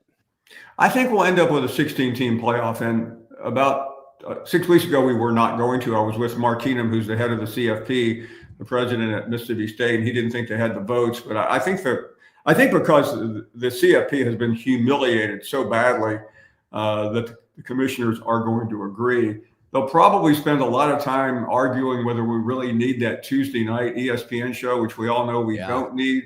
I suspect we'll keep it because it keeps all the other ESPN shows in business the next morning. Are you a private equity in college athletics guy? Do you get that? I wasn't originally, but I had the opportunity a couple of weeks ago. It's amazing, Barry, when you explore other options that require a great deal of money. You find yourself talking to very wealthy people, whether you really want to or not. And I happened on to one of the top private equity people in America, and he laid out a plan how they want to take over college sports. And quite frankly, I like the plan. It basically decentralizes everything. And this guy told me, he was out in Hollywood, that the people that run college athletics have undervalued college athletics dramatically. There are just hundreds of millions of dollars that they're leaving at the table. So yes, I am switching on that. I'm not sure we'll ever get to it because we're back to the same 5 or 6 or 7 individuals who are very stubborn, very antiquated, and simply slow to move forward. Paul, I'm glad you're sticking with sports. I was looking forward to going out on the campaign trail with you, but you're going to stay in your chair there at SEC Network, and I think at the end of the day, that's a great decision.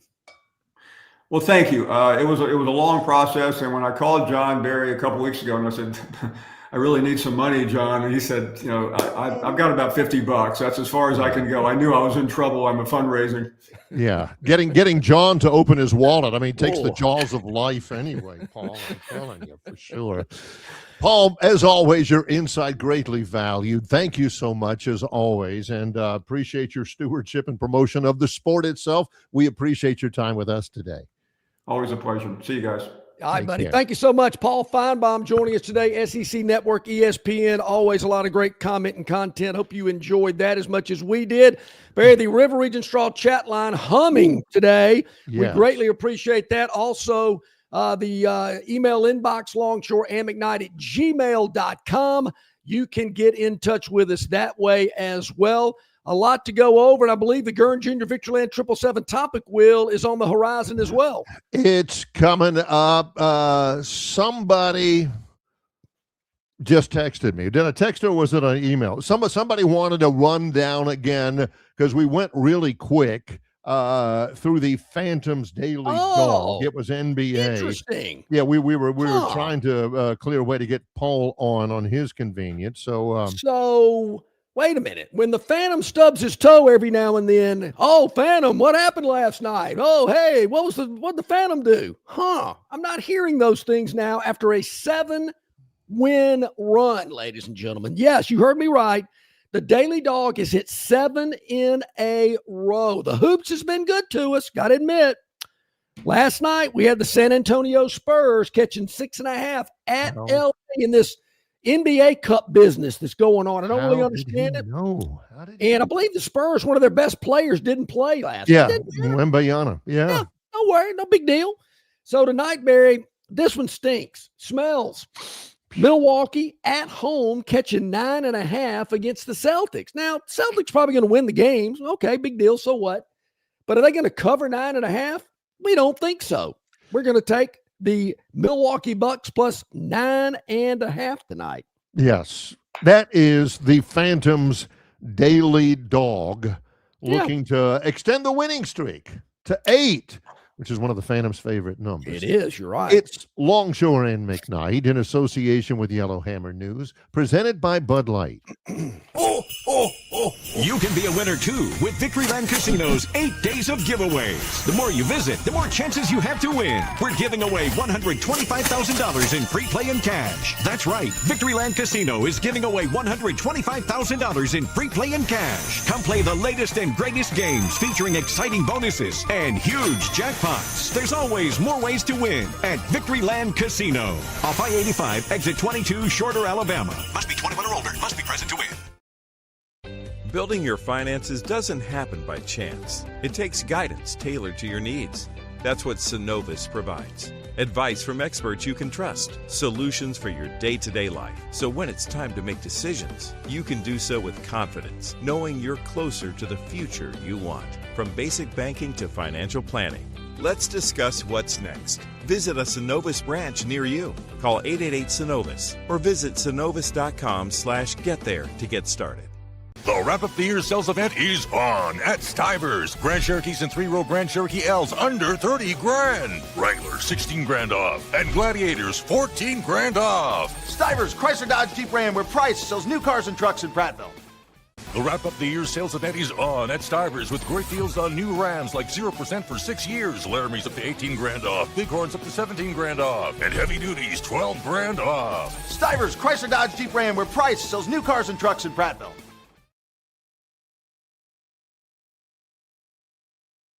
You know, Barry, I think all sports fans and sports people that enjoy sports have a quirky, almost geeky side to them. And I got to admit, mine is schedule reveals. Tonight, the SEC is revealing their schedule of the upcoming season in 2026. I cannot wait. He's not talking women's basketball. No, heck no. I had no idea. Partly because I don't care, but don't they need to promote that to where you don't have absolute schedule geek John Longshore having to tell us that? I mean, come on. The schedule reveal. He's like Navin Johnson in The Jerk from the phone books. The new phone books are for those kids that don't have phone books or something you used to. Anyway, the schedules are coming out. Yes. And for the niche group of people who give two toots about it, it's a very big deal. Don't be calling him. Don't be texting him. He's going to be there with his popcorn, maybe a couple of shakers, and locked in, shall we say. Goodness. Yeah, I'm locked in. I mean, I know people like to score baseball games and, people, follow recruiting rankings. Yeah, and they'll look at like the race card, hey, who are the horses? Oh, I like Unmitigated Disaster in the 5th, and, stuff like that. It's hard to account for, what people like. John? He's a schedule guy. Yeah, I'm a schedule guy. I'm looking forward to it. Now, Bama's got Auburn, Tennessee, and Mississippi State. Is there 3 permanents? Okay, all right, whatever. State I could do without, but I guess you got to take the good. Yeah, but you can do without State in the league. I mean, well, true. I think it'll be interesting, Barry, when these games are played. Obviously, Auburn, Alabama is going to be at the end. Will Tennessee still remain the 3rd Saturday in October? State's traditionally been in November. Will it be early in the year? You'd have to think that it will be. Yeah. So I'm interested in that. Barry, I like to plan ahead. I'm a big planner ahead guy. So now I can go ahead and plan ahead for my 26 football season, knowing tonight when the games will actually be played. Well, there is some value for somebody like Alex Golesh. Yeah. To know, because this is one of those off years. Happens every other year. Yep. Georgia on the road. Alabama on the road. Ticket sales for the home games for Auburn fans One of them ain't happening in Auburn. I can go ahead and tell you that Baylor game is a home game, but it's going to be in Atlanta. Southern Miss, Jacksonville State, Baylor, and somebody. No, you only have three. That's right. You only have three non-conference next year. Yep. Alabama on the road, Georgia on the road, Mississippi State on the road, Ole Miss on the road, Tennessee on the road for Auburn. Home games, again, Baylor in Atlanta, Southern Miss, Jacksonville State, Arkansas, Florida. Keep awake, State. Don't. Oh, I'm sorry. Yeah. LSU and Vanderbilt. Yep. When will those games be? Who knows?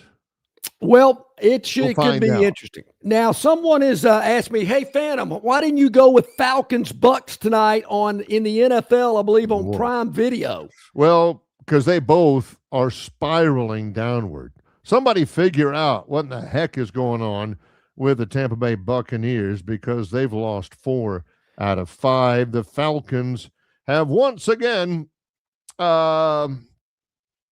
clinched. I think this is the 5th straight year, the 6th straight year, 8th straight year that the Falcons will not be in the playoffs. They're already out. Yeah. 8 years. That's the longest stretch of non-playoff appearances in the NFC. Well, I got another little NFL note. Good game. Yes. Yeah. Another real quick NFL note before we get to the wheel, the 777 topic wheel. I've heard there again. I'm just telling you what I'm hearing. But a lot of NFL so-called insiders say that, and I hope I'm pronouncing this young man's name correctly. He's the quarterback from Louisville that plays for the Saints, Tyler Shaw. No, Shuck. Tyler Shuck. How do you get Shuck out of SH? Tell me about it. I don't know. It's Tyler like Shuck. tough and through and all. Anything that ends with an OUGH, it's a crapshoot to figure out how. They say this guy's the steal of the draft. And I'm thinking, wait a minute, where's he been? They had Spencer Rattler playing all season long. But hearing a lot of big praise about Tyler Shuck for the Saints. Got the win against the Bucs last week. All right, I'm keeping an eye on this kid. I'm hearing a lot of stuff about him. We're going to see how it plays out. They play the Jets in a couple of weeks. Believe it or not, Barry, I'm going to be at that game. I know these teams are not very good, but some things you just got to do. Would you lose a bet? So I'm going to get a firsthand look at Tyler Shuck in a couple of weeks down in the Dome to see if these NFL guys really know what they're talking about. Well, let's see. We'll give you an opportunity, you the viewers and listeners, to really get an idea of whether or not Longshore and McKnight know what they're talking about. Because it's the Gurn Jr. Victoryland 777 topic wheel. Mm-hmm. That is 6 different topics. We have no clue what any of them's about. John likes the colors. I like the titles, like Slap in the Face and Quest for 581. I like those. And it's all brought to you by Victoryland 777 Casino, exit 22 of I-85 in Shorter, Alabama, where you can be a winner too. And we begin with Slap in the Face. Slap in the Face. All right. Ooh, here we go. Oh, yeah. Philip Rivers, who last we saw was leading St. Michael's High School as their head coach to the state championship game in the state of Alabama. 44 years old, hadn't played in the league in 5 years. So our very own producer, Brendan Cole, says, with the Colts bringing back 40-year-old Philip Rivers for a workout, would you work out for Indy if they call? Yeah. You would go for a workout of a team call right now. Yeah. You still in shape though, Boog. I ain't gonna lie. I gotta call it. Your boy, you're still in shape. Bro. You're still working out. But man, that's great for 44 years old coming out of retirement. It's almost like a slap in my face, bro. It's like, ouch, Cam. Is that an old Denver Nugget logo on his jacket there, Barry? Oh, no. Don't comment. Comment on the top hat. I mean, the top hat makes him look like one of those stupid arch enemies that Batman used to have on TV. Love it. Philip Rivers is 44, hadn't played in 5 years, but he knows the offense that Indy runs because He runs it at his high school, or his son is a quarterback. He's got like 11 kids, and half of them are on his football team. So, yeah, he may start on Saturday because they got all the quarterbacks hurt. Yeah. Phillip Rivers, go figure. I mean, he played in the league in 20. Well, I thought he was coaching high school football in Alabama. Yeah. Yeah, down at Fairhope. Nope, he's right. at St. Michael's, which played for the state championship. Oh, St. Michael's, St. Copious of, whatever. Yeah. Chuck Chick. All right, let's spin away. Look at all these colors. Man, this is awesome. See, he loves the colors. I love the colors. Setting history. Oh, my gosh. Yeah, Oklahoma City has begun the season 24-1. Only one other NBA team has ever done that, and that was the Warriors way back when they were really cranking. They have their point differential. Yeah. They have won 16 games in a row through 25 games to 24-1. The highest point differential through a team's first 25 games. They have scored 437 points more than the second highest than the opposition has. That's crazy. That's crazy. That is crazy stuff. Oklahoma City, all the NBA execs and the TV execs are saying, why can't it be the Knicks? Yeah. Why can't it be the Lakers? Why is Chicago it got Bulls. to be Oklahoma bleeping City? Yeah. That's what they're saying. Can the Pels follow that business model? Be nice. Yeah. Okay. Let's see what we got. Some more. We got 4 more to go. We can get them in. I promise you we can. No doubt. Yep. Spin away. Here it goes. Yeah, the wheel is, it is lubed up. Got the WD-40 on it. And ridiculous is the topic. Or as my sister-in-law says, ridiculous. That's how she pronounces it. What we got here? Ridiculous. Yeah. Oh, yeah. Jalen Hurts, who threw 4 interceptions last time out, was asked whether Hurts would start against the Raiders and make a change at quarterback. He said, no, I think that's ridiculous. I know every time I go out on that field with Jalen Hurts as our quarterback, we have a chance to win the game. That's something that's been proven. We've won a lot of football games. A lot of people say that Hurts, who was the Super Bowl MVP in their win last year, is only effective as a quarterback because he's got so many people around him. To which I say, so?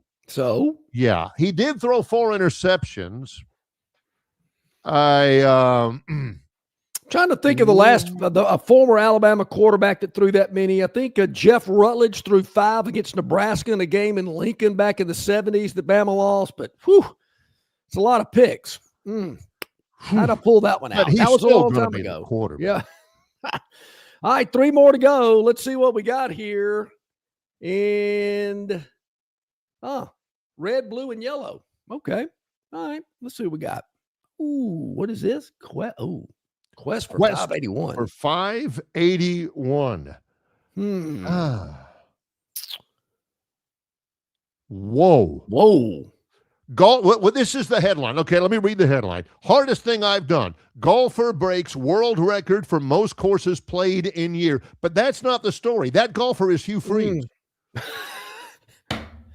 There you go. That's a good one. Huh. Who is this dude? And what does he do for a living? My guy's name is Josh Simpson. Barry obviously is playing a round a day and obviously playing 2 or 3 rounds on some days. He is a 27-year-old Englishman with absolutely nothing to do. He completed a loop at the Caversham in London to establish. He has played 581 rounds of golf in 2025. They have all been played on different courses. It's not like you're going out there to Bonnycrest and playing 581 times. And he ain't paying greens fee either. He ain't paying all those greens fees. I can promise you that. Barry, that is very interesting. Doug Amos and I years ago played every hole on the Robert Trent Jones golf trail in a week. How about that? That was probably 30 years ago. 25 to 30 years ago, we raised money for the Sheriff's Boys and Girls Ranches, but played every hole in a week, toured the state, stayed in hotels, ate at crappy places like Denny's, Taco Bell, but we made it anyway. And that's a lot. By the time I got through with that, I didn't want to play golf for a month. All right. And didn't want to eat at Denny's ever again. Didn't want to eat at Denny's either. Let's go back to the topic, Will. Let's do it. Again, Kansas colors.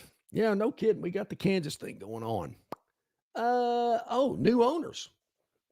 New owners. Lakers got new owners? Didn't the Bus family get rid of the Lakers or something? Oh, what was it? This is not Spinnaker, right? Oh, yeah. Boy, this is Gulf Shores. Nick Saban, as part of an investment, acquiring Perdido Beach Resort. Yeah. Part of an investment group. I'm telling you, Saban's money guy is this brilliant guy from New Jersey or something. Good gosh, he's making Saban a bunch of money. Saban doesn't even, he'll ask the questions and he's active, but he basically just read, that guy says, I ought to buy this, I'll buy it. Yeah. That area down there is booming. So that's a great investment in my mind. Heck, he's gotten into the car dealer business here in Montgomery as well, Barry. Yeah, he surely has. So, yeah. Yeah. All right, one more to go before we wrap things up here. Got to spin it to make it official. It is called On the Move, but it must spin, says the judges and accountants. So here we have it. At our official accounting firm, Dewey, Cheatham, and Howe. Oh, yeah, Pete Alonso. John says, who the bleep is Pete Alonso? You got this, He is Barry. the all-time home run leader for the New York Mets, and they just got rid of him. He goes to Baltimore as a free agent. 5 years, $155 million. He's a Florida Gator alum, and that Baltimore lineup pretty sturdy with the addition of the polar bear. There you go. Awesome. That's a good for one, him. Gurn. Good stuff. Who was that for? Was that for the Mets or the Orioles? From the Mets to the Orioles. I would have thought it would have been that guy that played for the Mets, was on that Seinfeld episode. Keith Hernandez. Keith Hernandez. Who's like 65 now? Oh, yeah, John. Yeah. Mr. Baseball over here. Yeah. All right. So that's our Gurn Jr. Victoryland 777 topic wheel presented by Victoryland 777 Casino to cap off what's been a pretty energetic show today. Yeah. Jason Caldwell, Auburn Undercover, Rodney Orr, the Tider Insider, brought to you exclusively by the Destin Connection Seafood Market. Paul Feinbaum joined us today. Tomorrow, just going ahead and letting you know, don't freak out. We will not have the Phantom 4 tomorrow. Yes. I know. Just not a lot of action, not a lot out there that's catching my eye. We will have the Phantom's Daily Dog, but the big bowl blowout will be a week from tomorrow as part of the Phantom 4, along with Lee Sterling. He won't join us tomorrow either, but will be next Friday. So we look forward to that. Ralph Michaels will join us tomorrow from Wager Talk and the Gold Sheet. So we're looking forward to that. Going to be a lot of fun from Stivers, Chrysler, Dodge, Jeep, Ram, and Prattville. Yep, tomorrow I get to read out 700-something graduates' names at commencement. So I will be on the show, but I will have to do it from here in Troy to be able to make it over there in time to do it. Thanks to everybody who joined us and for everybody who liked and subscribed. This is Longshore and McKnight in association with Yellowhammer News, presented